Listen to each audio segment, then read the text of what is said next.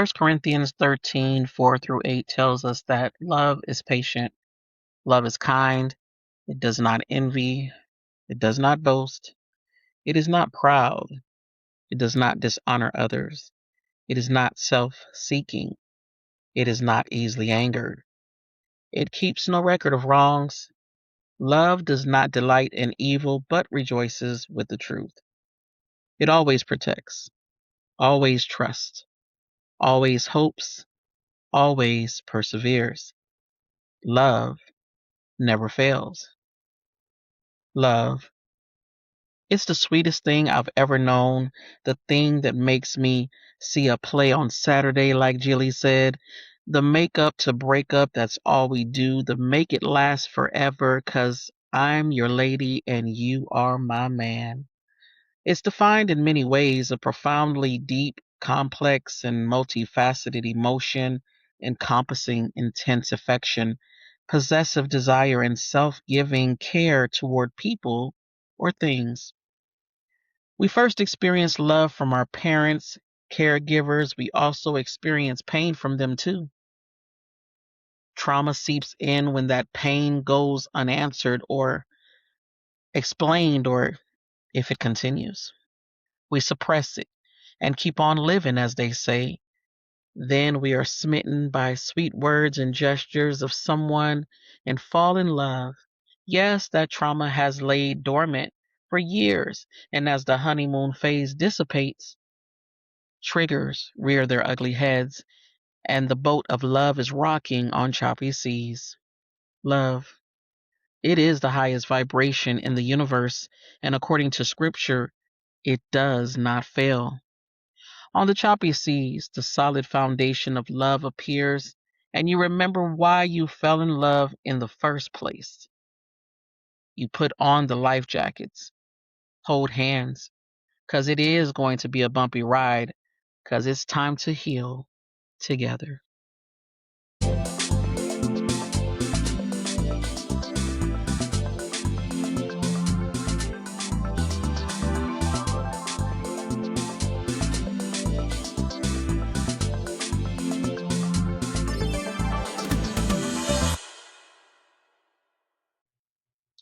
Hey, hey, hey, family, welcome to the Ramble Within. This is the first episode of the series Healing Together. I am She Rambles. And I'm Coach O, as Coach O speaks. Okay, and this episode is kind of sort of like just an intro to the series. As you heard what I said before, what love is, and we'll expound on that a little bit later. We're just going to give you a background on us. 2001, this one right here kept trying to holler at work, and I was not really studying him. But you know what, fellas, confidence and persistence will definitely get our attention as ladies. And I finally just was like, well, let me go sit with him one day as he was sitting for lunch to see what he was about. And that's the story. It continues. What you want to add?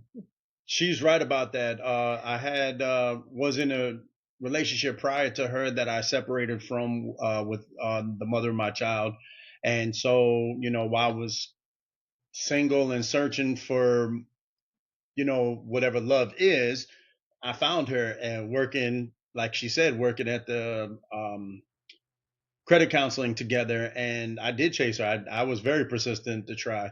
So I did everything that I could to see if it would win her over, and it finally did. But of course, a lot of the stuff didn't do. But just me being me and the confidence that I had in me with the persistency, which I still am persistent with her on. That's basically how I was able to win her over the first time. And my husband will use words that, he gonna add some stuff to his words. I'm the musical person, so I always refer to something musical. So I'll bust out a song in a minute. But yes, he did, holler or whatever, and we dated a little bit. But as the intro said, the choppy seas came, and I was not in a space to be acceptance of any relationship at the time. Life was life, and we went our separate ways. He ended up marrying one of my closest friends. Well, we became closer friends later on. That was the girlfriend that he had just broken up with when we found each other the first time. She Um, actually got us back together and was there when we got married and actually signed our marriage license. I actually found that just recently. So yeah. yeah. And so fast forward to 2024, me going through my dark night of the soul, so to speak, and just dealing with finally being alone. Because one thing that we don't do as humans is when we come from one relationship, we jump to the next because we're afraid of that space of being alone. It's kind of what Whitney Houston said, the silence seems so loud. Definitely does. So I was going through that period of time. I was sitting with my daughter in love, and we were watching the Housewives of Potomac.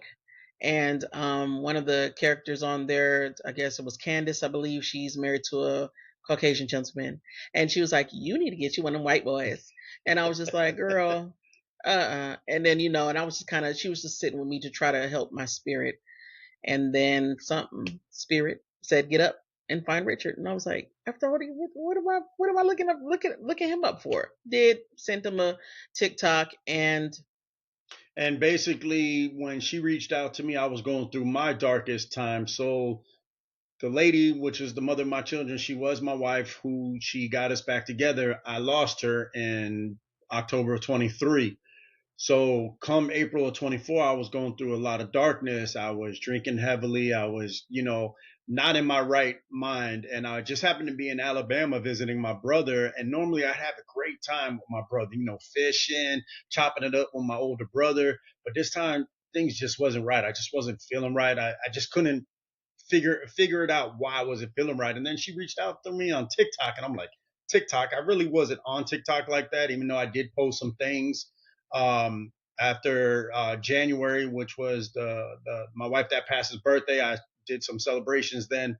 When she reached out to me on TikTok, I'm like, who's reaching out? And then I see her face, and I'm like, nah, this can't be who I think this is. Because life in life, we didn't talk for almost 15 years. Matter of fact, after the last time I saw her was when me and the mother of my children, my wife that passed, we lost a child, and that we just happened to run into each other at a Walgreens, I think it was. yeah, see, Just ran yeah, into well, each other at a Walgreens, and then we chatted for a little bit, emailed for some time, and then life got on.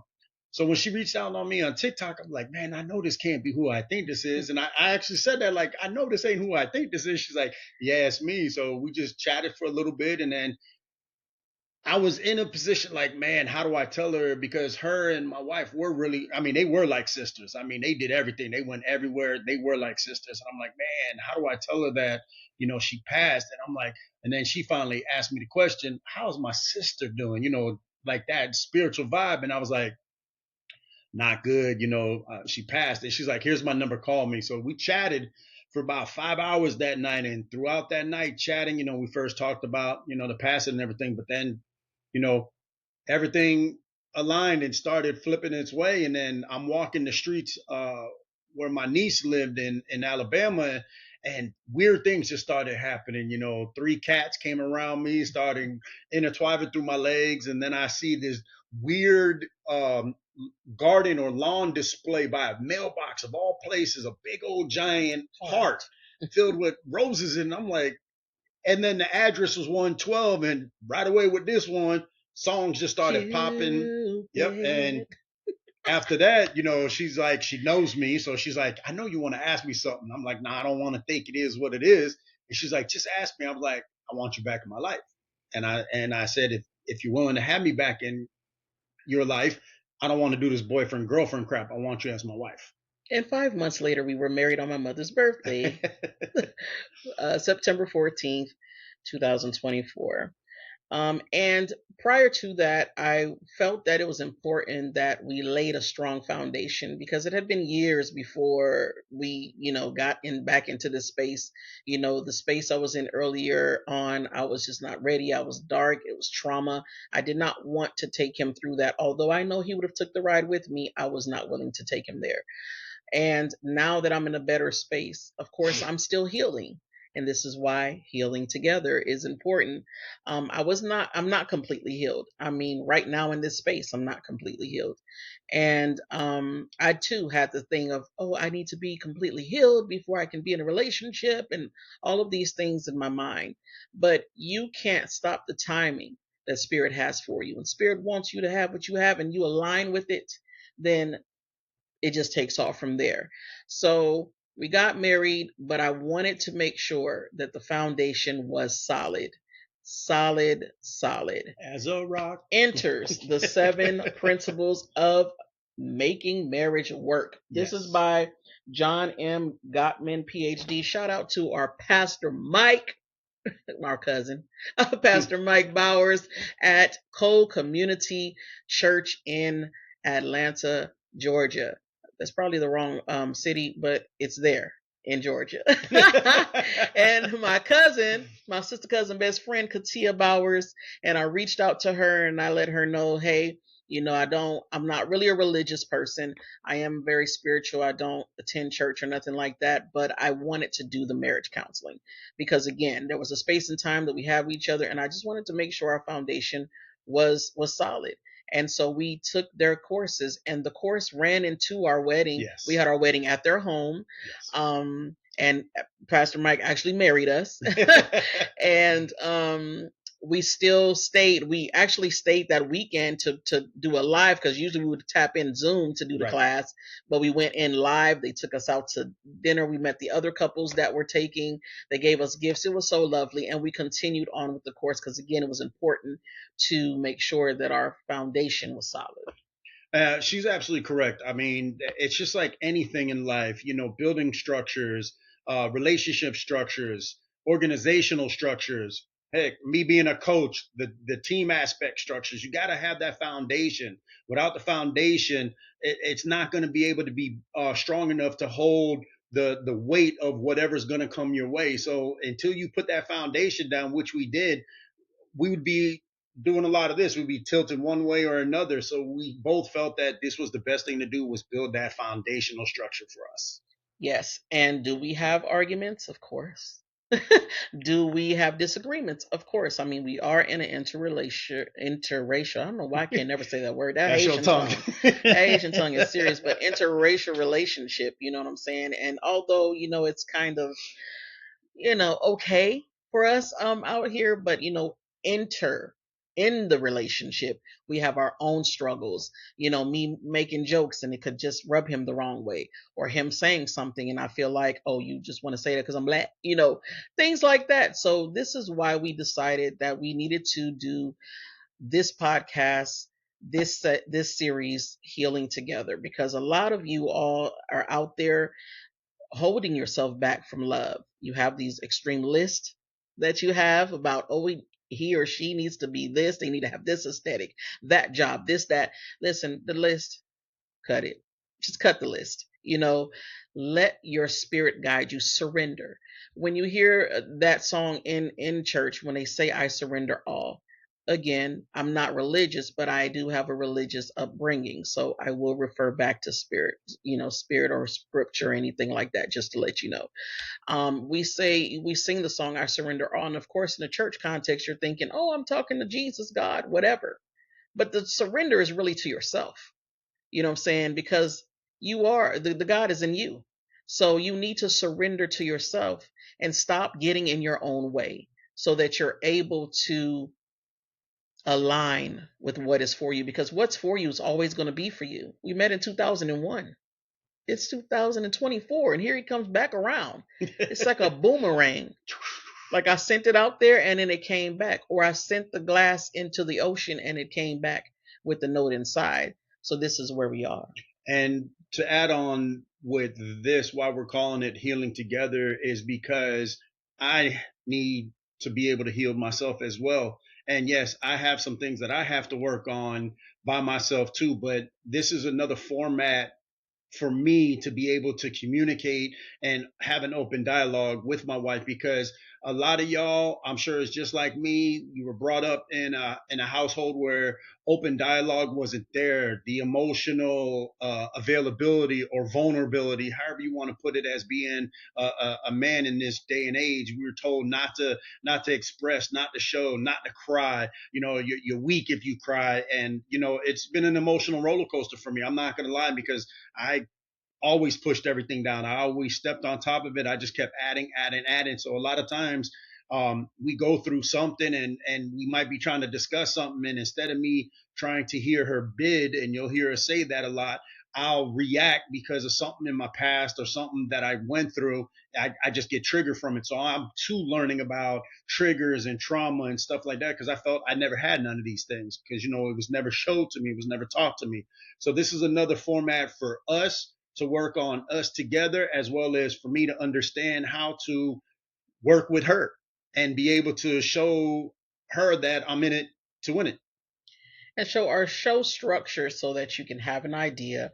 I do implore you all to get this book by John M. Gottman, PhD, The Seven Principles for Making Marriage Work. Make sure you go and get this book so you can follow along. I mean, we're really not going to go page for page or anything like that, but if we do refer you to something, we'll give you the page number.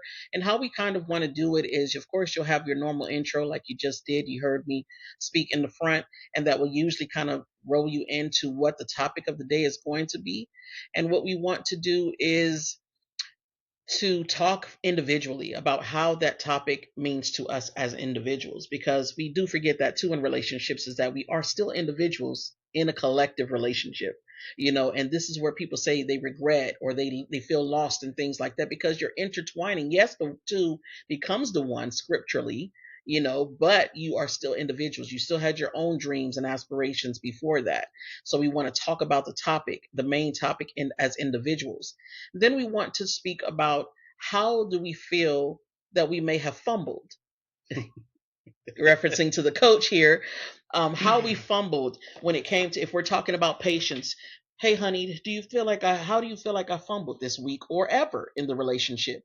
That way we're being raw and open with each other, because with the platform, it kind of gives us that space to be, real about the thing. And then after that, we're going to affirm each other, tell each other something that we noticed this week or something that they did that we appreciate, because life get the life in. And you do forget to tell the person, hey, thanks for doing that, or thanks for this and that, even though we feel like the person is meant to do something. Like the other day, having him run around with me and my mom shopping, and I was like, yeah, get the I, bags. My I mom was was just about like, to bring that up. excuse me. My mother's Haitian, by the way, and they don't play about boys. So she was like, don't be making him feel like that. Don't be doing that. He's not. I said, that's what he's here for. But again, I had to go get him a flower, a literal one. It's right there on our dresser, to tell him that, I appreciate him, because he didn't have to do it. It's his day off. He could have sat at home and just, chilled. Especially it was day one of the draft. Okay. And then we want to give you something. We want to hit something from the book, and then give you just an inspirational word. And rolling into that, before I say anything else, what else you want to add, baby? I mean, we're hoping that this teaches not just you guys something, but us as well. One thing that I've been learning is what she said just a moment ago: individuality. I'm one to tell you, to be honest with you, I put everybody before me. I mean, from my kids. So just to give you a little more background, between the two of us, we have a blended family, and the blendedness of our family, we have a total of 10 children together, and now 5 grandkids. So yeah, we are large and in charge. So, but I always put my children first. And so I didn't do for me. I did a while back, about 12, 13 years ago, I did everything I wanted to do for me. But then I just did everything for my wife at the time and my kids, and I forgot and lost who I am. And that's one thing she's always telling me. And one thing I got to say to her right now is how grateful I am, because I got to watch the NFL draft the whole weekend. She allowed me, let me not say that. You're going to hear me say those words a lot. And I apologize right now, because that was my vocabulary of saying, I'm not allowed, I'm not allowed, I'm not allowed. So you're going to hear me say she allowed me. And it's not the word I should use. So I'm learning how to break out of it. But she was willing to see me enjoy something that I love, and I was able to rework my schedule so I could have the whole weekend off. So I was, and she even reminded me, "He's like, hey, stop what you're doing, because we're Central Time, we're an hour behind when it started." So she's like, "Hey, it's about to start." So, and she got involved with me. So I'm very grateful for that. That I have a loving wife that not only um, let me utilize our bedroom with the draft, but also got involved with it.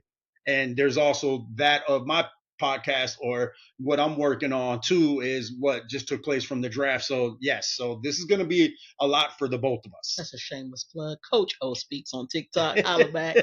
All right. So in the book, on page 28, when you do get it, the purpose of marriage, just real quickly, it says in the strongest marriages, husband and wife share a deep sense of meaning. They don't just get along, they support each other. They support each other's hopes and aspirations and build a sense of purpose into their lives together. And this is really what he means when he's talking about honoring and respecting each other. Ooh. I want to jump in this, and I'm glad she brought that up, because we love going to this to the buffets to eat, and we just happened to go to our one favorite buffet one day, and there was an older couple there.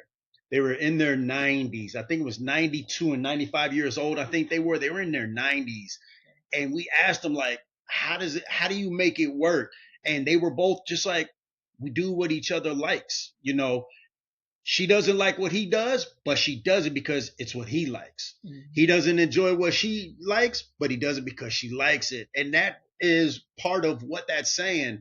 You have to be willing to like or withstand and appreciate what that individual likes, because they like it. So you want to be a part of it, because it's going to show also back in return for you as well, when you, like she did for me with the draft. She doesn't like it. She's not into football, but she knows I love it. So she's being supportive of it. And I know her is musical and this right here. So yes, I want to be involved in it. Why? Because she likes it. This is what she loves. So I'm going to be supportive of it. And it might bring out something in me. And that's what it did. I mean, I have a different perspective of NFL. That's a whole nother story. But it's the sheer watching him enjoy it. That's the reason why I like to watch it. Him getting up, jumping, and hooping and hollering. Why would you not want to see your partner be happy in their space? So that is the foundation that we're talking about. Is that you got to come out of your way sometimes. It's not about controlling somebody and trying to be in their face all the time. If he wants to go out with his boys and go bowl, let him go bowl. You sit down and catch up on them books that's up on the thing, because I sure got some right there that I need to catch up on. We talk about being in the same space. We can be in the same room and be doing two separate things. He has his game he likes to play on his phone. He can do that. I can be over here reading, or if he wants to get on the PlayStation and play his PlayStation, and I could be over here reading or put on my headphones and be music. We don't always have to be doing the same exact thing to still be bonding or still be connecting. So those are just some of the topics of the things that we'll be talking about. We just want to leave you with: try your best to honor and respect one another. Honor and respect is going to go so far, and it's going to help you when it gets rough. When them choppy seas get the chopping, baby, this is what you need, because that's your friend. And we'll talk about that. Friendship is where you need to be. Be a friend, because you know that there are some friends that you wouldn't do certain things to. So why would you do it to your spouse? So if you have in your mind that y'all have a friendship, even when it gets rocky, you guys know that you guys can repair it and at least take it back to the friendship, so that you can respect and love one another. So join us every Monday as we drop the episodes of Healing Together. And I just want to add to it. Remember, for us being a couple, a married couple, the vows. Remember, you said for sicker, for for better or worse, for better for worse, for richer for poor, for sickness and in health. So you say those words because you're going to go through those. And one thing my wife always says, you can count on your hand how many friends you have, and I can. I got one. Besides my brother, I got one true friend that I can say is really my true friend, because he's been with me since little. Okay. Yeah, I have a lot of other acquaintances out there and people that I recognize, but one true dog. Okay. All right, so join us every Monday night for Healing Together. Wednesday nights, she'll be where she rambles, and I'll kind of tie up everything for you. And on Friday, fun nights, we're going to be recapping stuff with Mr. Coach O himself. Coach O speaks on TikTok. She rambles on TikTok. I believe it's just Tisha, aka She Rambles on TikTok. And also, we have the Ramble Within also on TikTok. So we love you. Can't wait to engage with you. Peace.